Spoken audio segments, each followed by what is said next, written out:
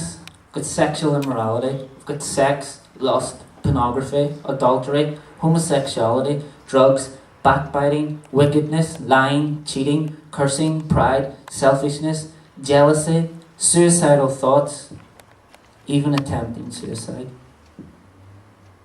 There's Christians out there who are attempting suicide. That scares me. Absolutely scares me. Because these people aren't realising that they have the victory. Right. Do you know what? Satan wants these things hidden. He wants these things in dark, in secret. Because when they're there, we try to ignore them. We try to deal with them on our own. You know, he's saying, I want this thing kept in secret. If this comes to the light, they're going to get over it. That's not what he wants. He doesn't want that to happen. Hey.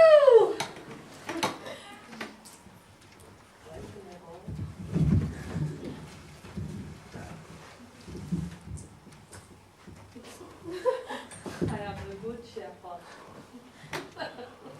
That wasn't even intentional. You know, can you see me all better now? Yep. Do you know why that is? Because you're not behind the big Because I'm not behind the big board. That's true. But it's because I've come out of the darkness and I've come into the light. No longer in the secret place, I'm no longer hidden. And that's what we have to do with our struggles. We have to bring them from the dark place into the light. But how do we do that? How do we go about that? Well, the first thing is you get on your knees and you pray to God and you say, Lord, help me. Lord, come and help me. Come and be with me because I'm struggling. I need help. I need guidance. What's the point of trying to hide it from God? Because you can't. So it's just impossible to hide something from God. So why not just get down and say, help me, Lord. Come and be with me. Help me. I need your help. One thing I personally think you should do after that is go to somebody you trust and say to that person in quiet, just have a word with them. Say, look, this is hard for me. I struggle with this. I have trouble with this. Can you help me? Can you pray for me? Can you pray with me?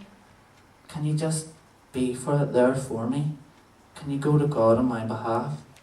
And you know what? That person loves you and that person will say yes. I have no problem praying with you. I have no problem praying for you. I'll bring this to our Father for you. And you know what? You'll beat it. Hallelujah.